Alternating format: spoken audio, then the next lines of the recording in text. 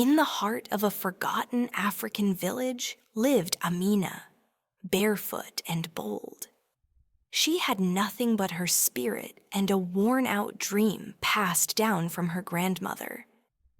Each morning she swept the compound and fetched water with a quiet strength. Amina would sit on the hilltop each evening, watching birds fly west. She believed her fate, too, would someday take flight. She didn't know how or when, but she knew she was meant for more.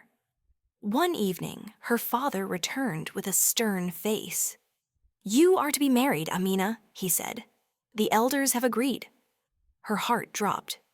Her dreams cracked, but she said nothing. Tunde came with no livestock, no gold, no big name. He arrived in silence, wearing dusty shoes and a shy smile.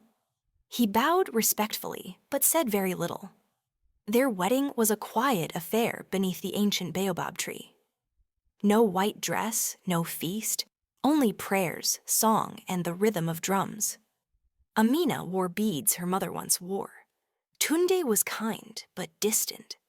He left before sunrise and returned after dusk. He spoke little, worked alone, and never invited her into his world. One night she found him whispering on a sleek phone, a phone unlike any in the village. He quickly hid it beneath the mat. She didn't ask, but her heart began to question everything. A storm came that week, flooding the fields and blocking roads. But Tunde insisted on leaving. "I must travel," he said. Amina followed him in secret, walking barefoot through the rain. Beyond the hills, in a town she'd never seen, stood a gate. Inside, a massive mansion, glass windows, and a private security man who bowed to Tunde. Amina hid behind the bushes, breathless. Later that night, Tunde returned and found her waiting. "I saw it," she said. "Everything." He didn't lie. "I own it," he said. "But I needed someone who loved me without it." Tunde told her his story.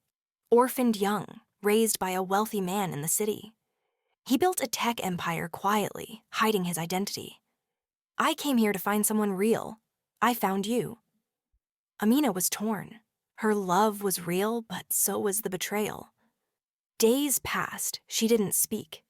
She prayed, wept, and wondered if trust could bloom again. At last, she stood in front of him. "If you want me, not as a trophy, but as your partner, we begin again, together." Tunde knelt and said, "That's all I've ever wanted." They returned to the city, not as billionaire and village wife, but as equals. She learned business. He learned patience. They opened schools, clinics, and brought hope home. Amina was no longer the girl with dust on her feet. She was the woman who walked beside power, carrying her people's spirit. She was love, forgiveness, and fire, all in one.